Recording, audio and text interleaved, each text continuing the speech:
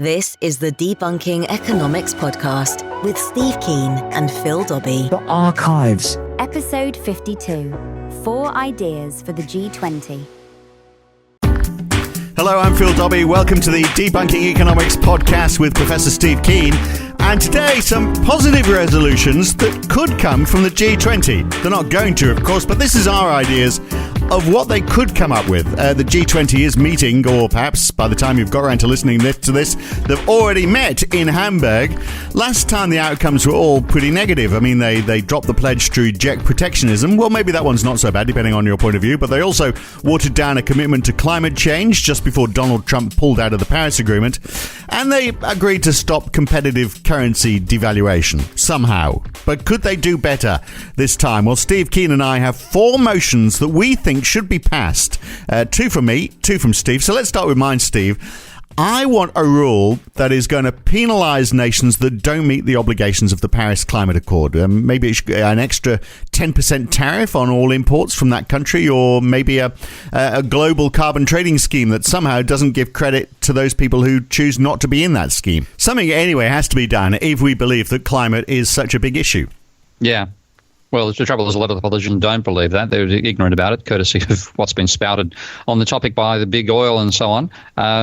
But yeah, you need some sort of penalty, and like you could actually do something and saying, okay, we're going to put a tariff on you if you don't, or put a tariff. We're going to put a carbon equivalent tariff on you. But of course, the trouble is that's not going to be agreed, mate. That one's just not going to get through at all, because for obvious reasons, the most likely country to pull out, the USA, would never agree to that at the G20. And these things are always, unfortunately, informal, which is why I think it's a nice idea, but not one that's going to get any traction. If we actually want to be practical about this, what's likely to get through the G20, what could you achieve?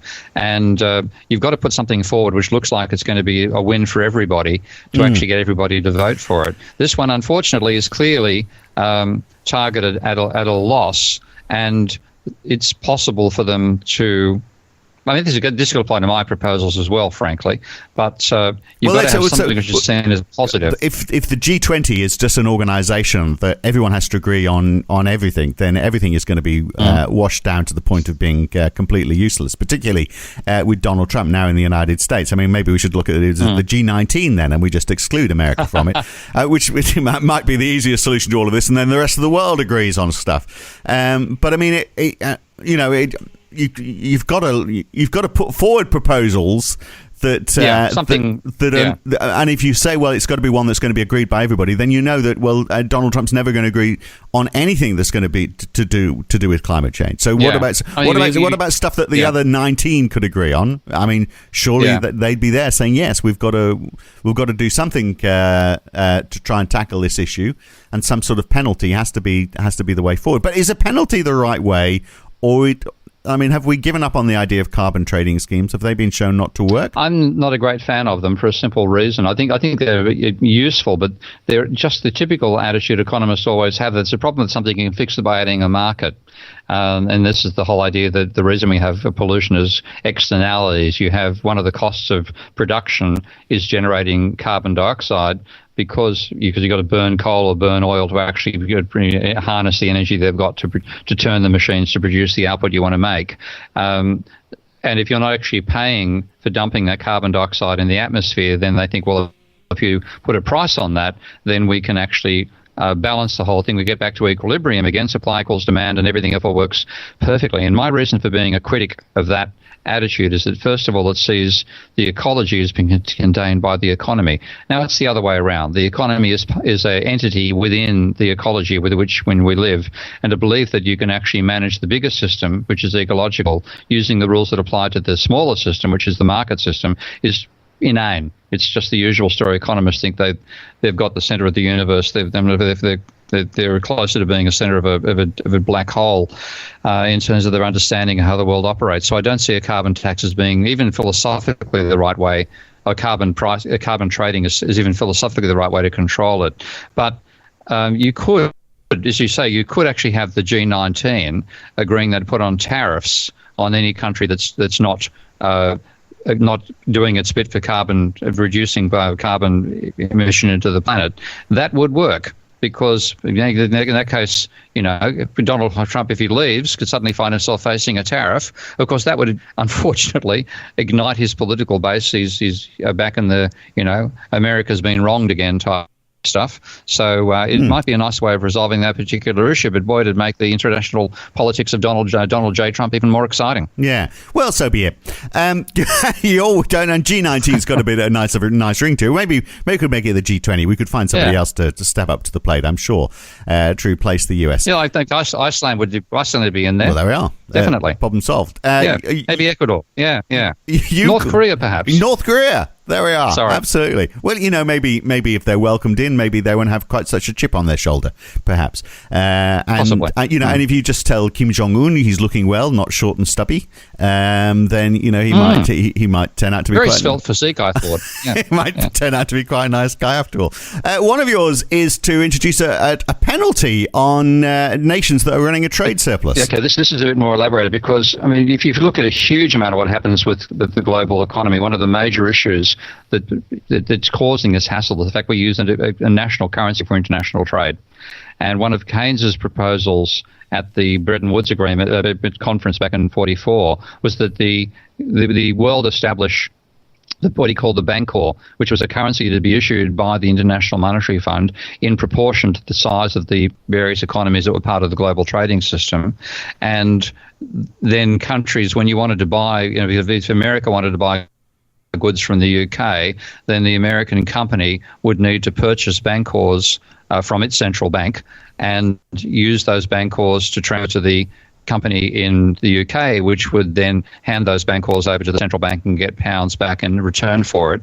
But of course, in that situation, it would be possible if the UK was running a trade deficit, it'd be running out of Bancors. If America's running a trade deficit, it'd be running out of Bancors, and that would then force them to apply to have their currency devalued relative to the Bancors. So it was a fixed exchange rate system, not the floating one we have right now, but fixed in terms of an internationally created currency. Yeah. And one of Keynes's other ideas, which was very much based on the experience of what happened during the Great Depression, was to put penalties, and penalties actually denominated in Bancors, on countries that ran substantial trade surpluses.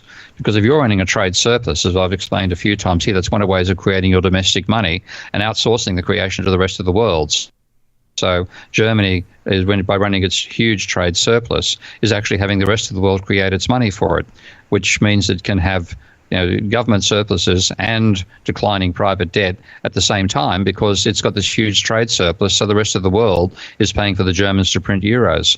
Now, Keynes's idea was after a certain level of surpluses, you then get taxed on those surpluses in Bancors, and he would use that money for development. Now, what we could do now is say, well, we can use that money from Bancors not only for development but also for carbon reduction schemes, improving renewable technology in developing countries and deficit countries alike, and that is. The trouble is, it's a really good idea to run a trade surplus for a national country. It's a brilliant idea. And this is something that's been a debating point in economics for 400 or 500 years, because before the classical school, which is where Adam Smith comes from, came along, and there was, and before the physiocrats as well, there was a school called the mercantilists, and their whole objective was to run a trade surplus so that you could accumulate gold, which was, because then that was the international currency, and the international Bancor, and so they were always trying to put tariffs on overseas goods and get as little imported as possible and exported as much as possible. And of course, it was a zero-sum game, so it's never going to be a successful battle. And a lot of economists, part of the reason for the development of economics was people's frustration with this ambition to accumulate gold. And so some of the arguments were made about inflation for those that accumulate too much gold through trade surpluses. It's all going to disappear anyway. But also a whole lot of the mythology of economics was around defeating this mercantilist argument, which predated the development of economic theory itself. But frankly, when you look at the real world, if you're in a trade surplus, it's going to do very well for you. Thanks very much. Right. And this also, by the way, puts me out of sync with the modern monetary theory crowd. So you want to have some sort of control. And Keynes's wisdom here was to say, well, let's make this control related to the international currency. So after you agree to an international exchange system, which means that it's part of that exchange system, if you're on a surplus, you're going to get taxed and your money is going to be used to develop things in other countries. And that was a more effective means of controlling this tendency to want to become mercantilist. Of course, because it's a zero-sum game. Obviously, not everybody can say yes. We're going to be in a trade surplus, and it is better for the world if it balances itself out. I guess the utopia, which of course utopia doesn't exist, is that everyone has an even level of trade. Relatively, and the thing is, again, the neoclassical theory again said, look, don't worry. When we go from fixed exchange rates to floating exchange rates, exchange rate variations will wipe out all that stuff, and there won't be sustained trade surpluses. Yeah, right. Well, that didn't happen. How long we had now? 40 bloody years. 40 bloody years. I mean, this is the sort of stuff which I'm getting angry. This is good fun, which gets me pissed off with mainstream economists and some of my non-orthodox friends as well. They don't understand that in a dynamic system, you don't have to reach equilibrium ever. If you get an advantage out of a trade surplus, which means you can invest more, maybe from you're getting the domestic money creation being enhanced by a surplus coming in, you invest more, your technology can remain ahead of the rest of the world, then you do not have price effects domestically or internationally wiping that advantage out. So countries like Japan, Germany, or Japan more so than Germany, but they've been running surpluses for 4 or 5 decades. Right. And the whole idea that the price system is going to get rid of this, give me a break, or grow up and learn something about dynamics. So what you're talking about really is it's almost like a corporate tax being applied on a country, and rather than profit, it's just on the volume. So it we can do that quite easily because we would have all the figures in terms of bancors, who's running a surplus, who's running a deficit, and the bancors themselves. Of course, they're an electronic idea. There wouldn't be physical notes called bancors. They would have been stored at the International Monetary Fund, and therefore you'd know whose account's going up, whose account's going down.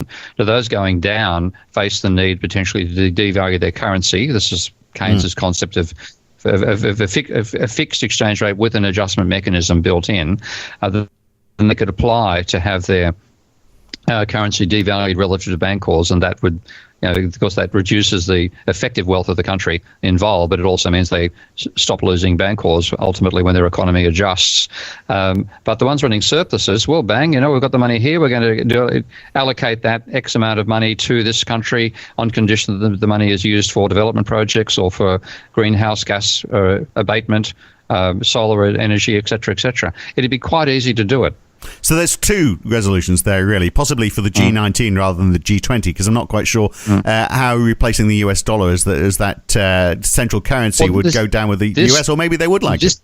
This is one where I think you potentially, because old Donald is banging on about with all these countries being not nice to us and running. Yeah. Actually, he's got the most to gain. Absolutely. Yeah. Yeah. If you want to get rid of the American trade deficit, stop the American dollar being the currency of international trade.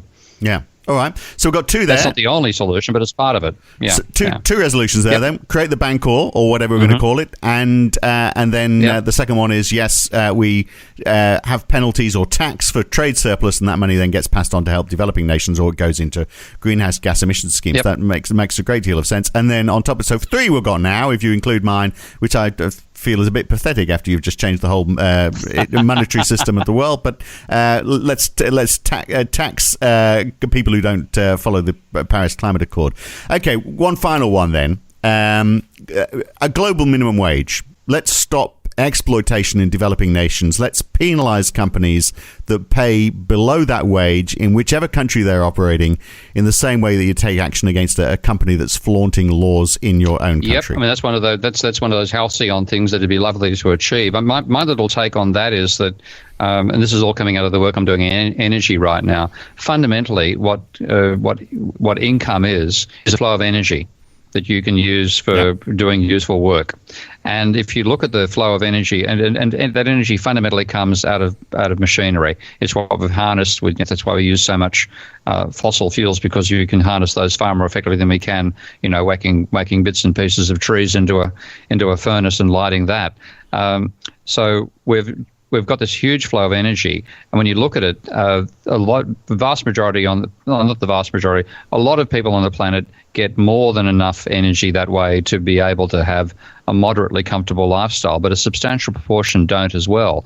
So what you could work out is what's the level of energy per per year that someone needs to be able to have a sustainable lifestyle.